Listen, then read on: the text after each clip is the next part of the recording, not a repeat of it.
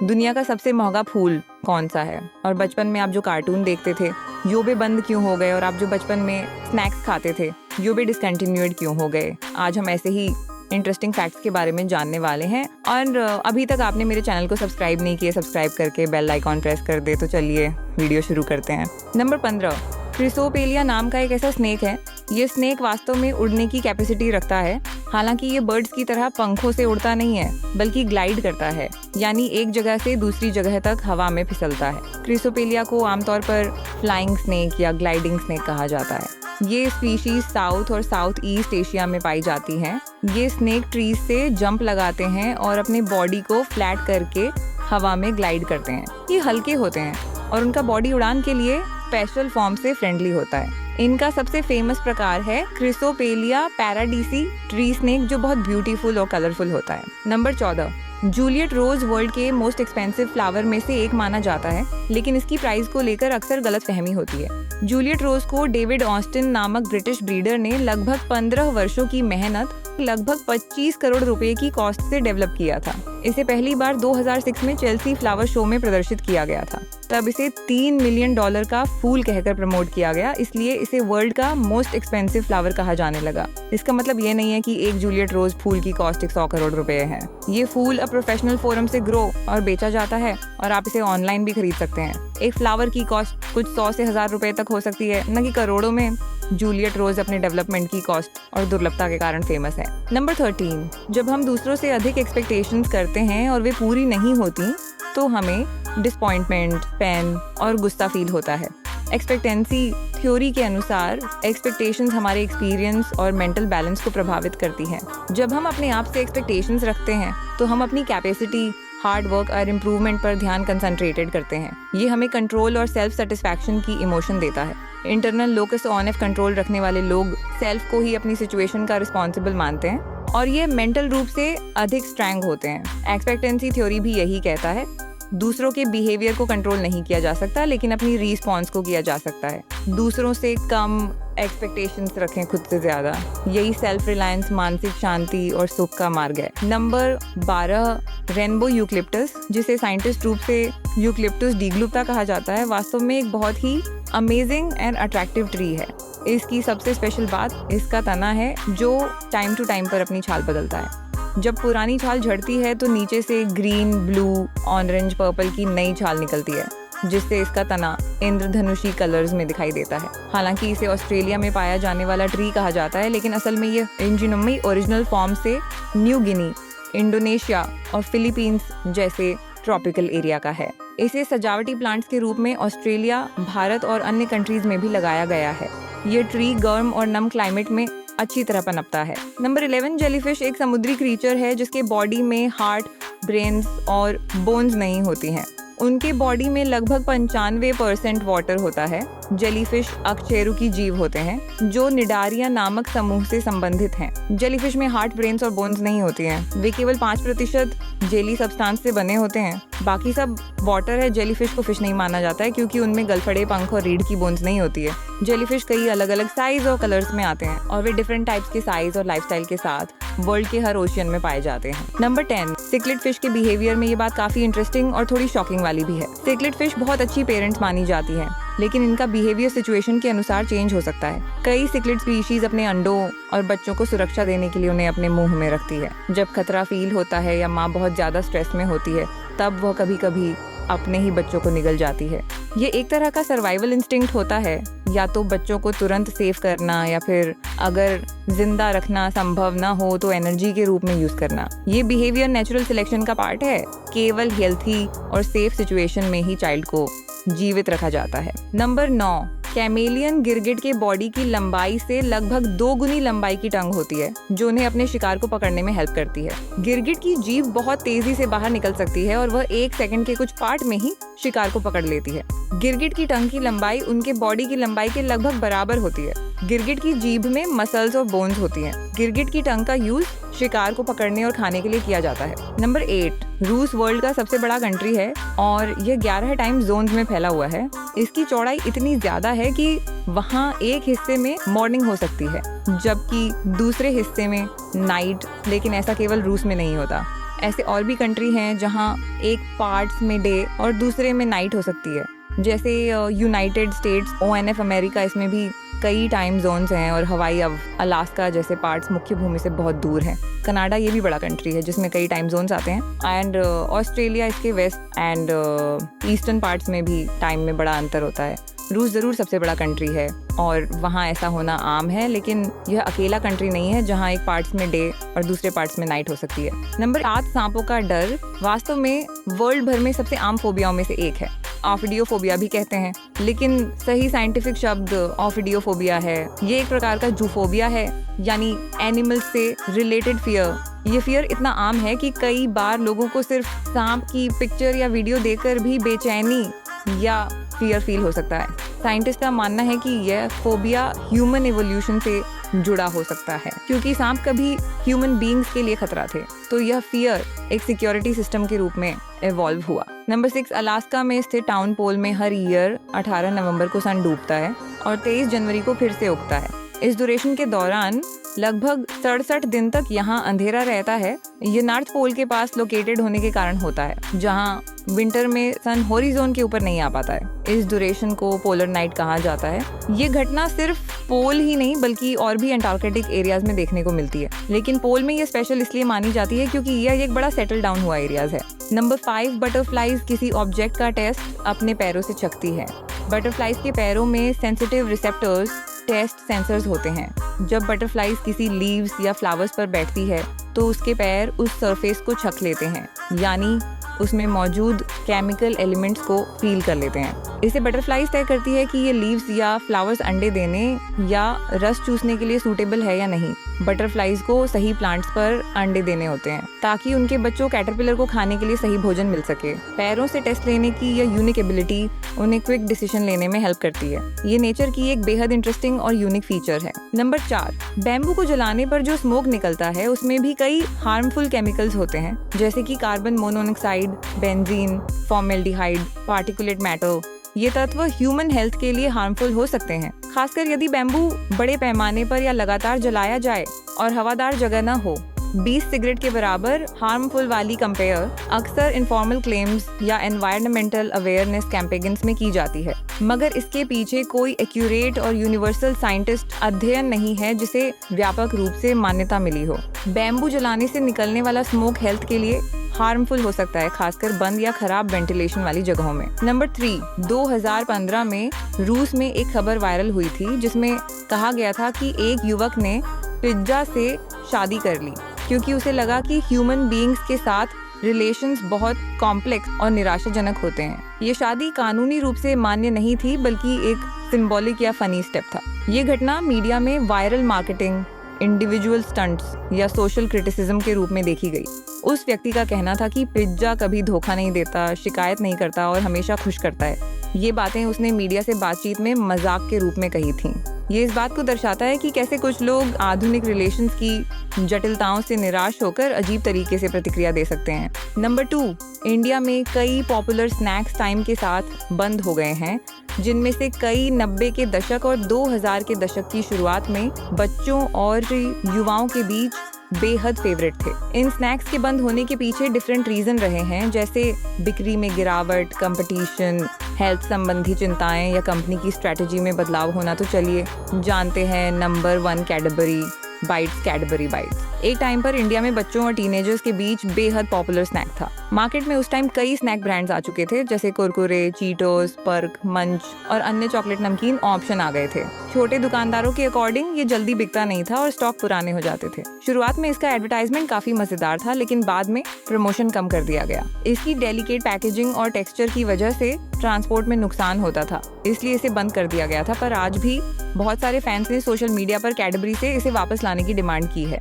हालांकि कंपनी ने अभी तक कोई रीलॉन्च की अनाउंसमेंट नहीं की है।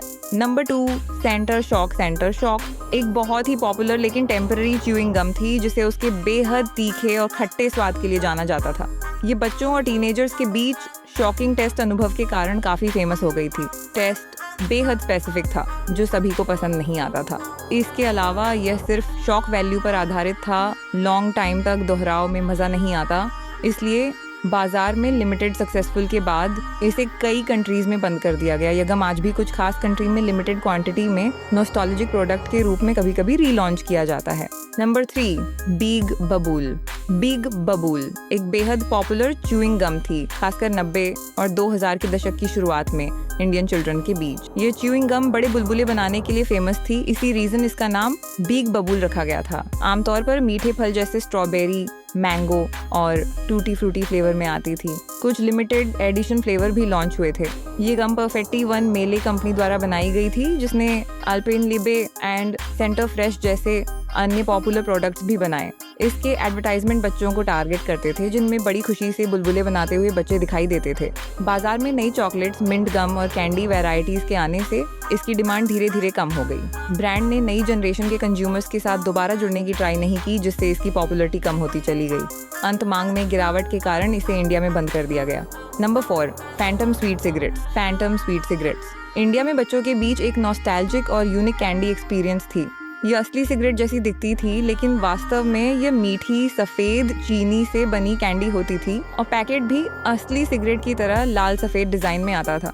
चिल्ड्रन को ये बड़े बनने का एहसास देती थी। वे इसे होठों से पकड़कर फिल्मों की नकल करते थे, जिससे यह बहुत पॉपुलर हुई। जैसे जैसे धूम्रपान विरोधी जागरूकता बढ़ी, इस कैंडी पर क्रिटिसिज्म होने लगी कि यह चिल्ड्रन में धूम्रपान के प्रति आकर्षण बढ़ा सकती है। कई पेरेंट्स और हेल्थ ऑर्गेनाइजेशंस ने इसे इनएप्रोप्रिएट माना। दबाव और चेंजिंग सोसाइटी सोच के चलते इसे बाजार से धीरे धीरे हटा दिया गया। यह अब बड़े पैमाने पर अवेलेबल नहीं है, लेकिन कुछ पुरानी कैंडीज बेचने वाली वेबसाइटों या दुकानों पर लिमिटेड क्वांटिटी में दिख जाती है। नंबर 5, नेस्ले मिलो। नेस्ले मिलो एक चॉकलेट फ्लेवर्ड एनर्जी ड्रिंक थी, जो खासकर चिल्ड्रन और टीनेजर्स के बीच खेलकूद और ताकत बढ़ाने वाली ड्रिंक के रूप में जानी जाती थी। इसका टेस्ट चॉकलेटी और हल्का मेल्टेड होता था। इसे एक energy drink for active kids के फॉर्म में ब्रांड किया गया था, जो चिल्ड्रन को स्ट्रेंथ, एनर्जी और सहन शक्ति देता है। बॉर्नविटा, हॉर्लिक्स, कॉम्प्लान, बूस्ट जैसी स्ट्रॉन्ग ब्रांड्स के सामने नेस्ले मिलो अपनी पकड़ नहीं बना पाया। कम मार्केटिंग और सीमित लिमिटेड कंज्यूमर के चलते इसकी सेल्स घटती गई। नेस्ले ने इंडिया में इसे धीरे धीरे बंद कर दिया। हालांकि यह south east Asia, Africa, Australia और कुछ अन्य कंट्रीज में आज भी पॉपुलर है।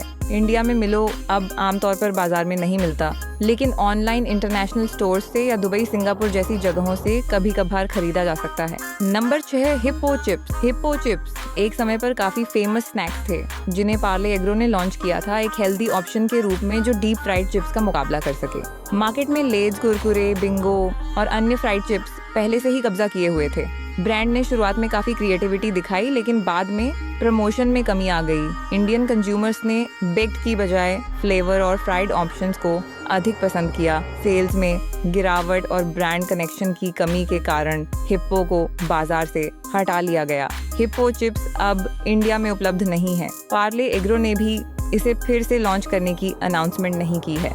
Number 7, Aliva crackers. Aliva crackers एक हेल्दी स्नैक विकल्प थे, जिन्हें हेल्थ के प्रति कॉन्शियस कंज्यूमर्स को ध्यान में रखते हुए पेश किया गया था।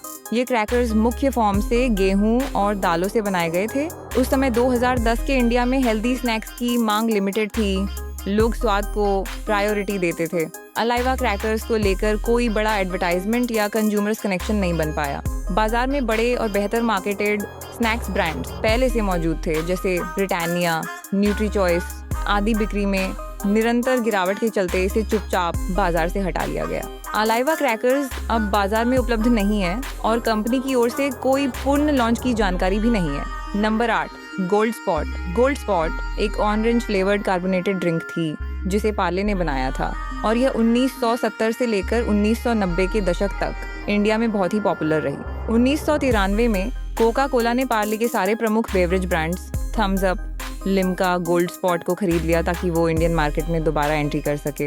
कोका कोला ने अपने ग्लोबल ब्रांड फैंटा को इंडियन में स्थापित करने के लिए गोल्ड स्पॉट को बाजार से हटा दिया ताकि कोई आंतरिक प्रतिस्पर्धा न हो। गोल्ड स्पॉट अब ऑफिशियल फॉर्म से बंद है, लेकिन इसकी पॉपुलैरिटी और यादें अब भी कई लोगों के दिलों में ताज़ा हैं। सोशल मीडिया पर यह एक नॉस्टैल्जिक आइकॉन बन गया है और कभी कभी लोग इसका नाम लेकर पुराने दिनों को याद करते हैं। नंबर 1, हम बचपन में बहुत सारे ऐसे कार्टून देखते थे जो बहुत पॉपुलर थे, पर आज ये कार्टून अचानक बंद क्यों हो गए, चलिए जानते हैं। नंबर 6, बंद बुद्ध और बुड़बक। बंद बुद्ध और बुड़बक को किसी गवर्नमेंट और सेंसर बोर्ड ने बैन नहीं किया है।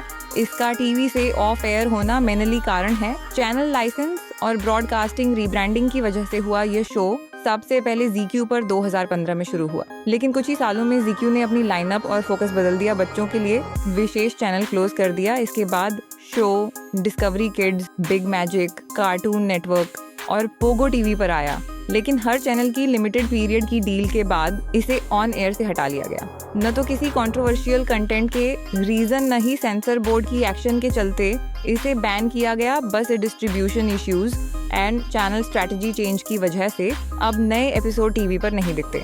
बंद बुध और बुड़बक के सभी एपिसोड ZEE5 पर डिजिटल लाइसेंस के तहत देखे जा सकते हैं, इसलिए आज शो का टीवी से गायब होना रेस्ट्रिक्शंस नहीं बल्कि ब्रॉडकास्टिंग और लाइसेंसिंग डिसीजन का रिजल्ट है। नंबर 5, रोल नंबर 21 को भी किसी सेंसर बोर्ड ने बैन नहीं किया है, बल्कि इसके टीवी से गायब होने के पीछे ये रीजन है कि 2010 में कार्टून नेटवर्क पर शुरू होने के बाद कार्टून नेटवर्क ने धीरे धीरे अपने बच्चों के प्रोग्रामिंग फोकस को बदल लिया। शो की लाइसेंसिंग डील लिमिटेड पीरियड की होती है। कार्टून नेटवर्क से हटने के बाद पोगो पर रोल नंबर 21 के नाम से फिर से चला, फिर डिस्कवरी किड्स पर प्रीमियर हुआ। शो में किसी कंट्रोवर्शियल कंटेंट या रिलीजियस और कल्चरल सेंसिटिविटी की वजह से ऑन एयर रेस्ट्रिक्शंस नहीं लगा, पूरी तरह से चैनल और लाइसेंसिंग डिसीजन का नतीजा है। आप रोल नंबर 21 के एपिसोड डिस्कवरी किड्स के लास्ट सीजन या कार्टून नेटवर्क इंडिया की डिजिटल सर्विसेज पर देख सकते हैं, इसलिए आज भी रोल नंबर 21 पूरी तरह से मौजूद है, सिर्फ टीवी गाइड से हट गया है। नंबर 4, कीमो नचे को भी किसी सेंसर बोर्ड या गवर्नमेंट ने बैन नहीं किया है। ये सीधा तौर पर टीवी से ऑफ एयर इसलिए हुआ कि शो की लाइसेंसिंग डीलें तय अवधि 2-3 साल की होती हैं। डील खत्म होते ही चैनल उस कंटेंट का रूटीन ब्रॉडकास्ट बंद कर देता है। निकलोडियन इंडिया ने 2010 के दशक में अपने रेन टाइम लाइनअप को रीब्रांड किया और नए फ्रेंचाइज्ड शोज पर फोकस बढ़ाया। जैसे जैसे बच्चों के चैनल पर नए इंटरनेशनल और डिजिटल पहले सीरीज आईं, उन पर ऑडियंस की रुचि बढ़ी और लोकल प्रोडक्शंस का ऑन एयर रन कम होने लगा। कीमो नचे आज भी निकलोडियन प्ले ऐप या अन्य डिजिटल लाइसेंस्ड सर्विसेज पर देखी जा सकती है, इसलिए बैन नहीं बल्कि प्रोडक्शन और डिस्ट्रीब्यूशन की स्ट्रैटेजी का परिणाम है। इसलिए कीमो नचे की गायब होना बैन नहीं बल्कि चैनल और लाइसेंसिंग फैसलों के चलते ब्रॉडकास्टिंग में बदलाव का नतीजा है। नंबर 3, छोटी आनंदी को भी सेंसर बोर्ड या गवर्नमेंट द्वारा बैन नहीं की गई। ये एक लिमिटेड सीजन 26 एपिसोड की एनिमेटेड स्पिन ऑफ सीरीज थी जो सिर्फ 17 जनवरी 2016 से 10 अप्रैल 2016 तक कलर्स टीवी और रिश्ते पर चली। चूंकि सारे एपिसोड ऑन एयर हो चुके और सीरीज का नवीनीकरण नहीं हुआ, इसलिए टीवी प्रोग्रामिंग से हट गई, बैन नहीं हुई। आज भी आप इसे डिजिटल प्लेटफॉर्म जैसे हॉटस्टार पर देख सकते हैं। नंबर 2, आस्ट्रा फाइनर्स को भी किसी सेंसर बोर्ड या गवर्नमेंट ने बैन नहीं किया है। यह शो 2016-2017 में डिज्नी चैनल इंडिया पर चला और कुल 52 एपिसोड के पूरा हो जाने के बाद चैनल ने इसे ऑफ एयर कर दिया। सीरीज सिर्फ 52 एपिसोड की थी, जिनका आखिरी ब्रॉडकास्टिंग 18 अगस्त 2017 को हुआ। उसके बाद नए एपिसोड नहीं बचे तो रूटीन ब्रॉडकास्ट बंद हो गया। डिज्नी चैनल इंडिया ने समय के साथ अपनी लाइनअप और टारगेट ऑडियंस पर फोकस बदल दिया, जिसके चलते पुरानी सीरीज को हटाकर नए कंटेंट को प्रीफरेंस मिली। आस्ट्रा फाइनर्स अब भी अमेज़न प्राइम वीडियो पर स्ट्रीमिंग के लिए मौजूद है। नंबर 1, कृष्णा एक पॉपुलर इंडियन एनिमेटेड सीरीज है जो भगवान श्री कृष्ण के बाल लीलाओं पर आधारित है। ये सीरीज 2009 में रिलायंस एंटरटेनमेंट द्वारा बनाई गई थी और इसे निकलोडियन, डिस्कवरी किड्स और सन टीवी जैसे चैनलों पर ब्रॉडकास्टिंग किया गया था। अब तक लिटिल कृष्णा के बैन होने या ब्रॉडकास्टिंग बंद होने के बारे में कोई ऑफिशियल नोटिस उपलब्ध नहीं है। हालांकि कुछ धार्मिक संगठनों ने इस सीरीज का विरोध किए थे और प्रोड्यूसर को माफी मांगनी पड़ी। ये तो आपको पता चल गया, पर एक ऐसी मूवी जिसे बनाने के लिए इतने पैसे खर्च हुए कि जिसे जानकर आप हैरान हो जाएंगे। और ये चॉकलेट कंपनीज हमें बेवकूफ़ कैसे बनाते हैं, और कार्टून की हिंदी वॉइस डबिंग कौन करता है। इंडिया में इसे जानने के लिए आपको हमारे डिस्क्रिप्शन की वीडियो देखनी होगी।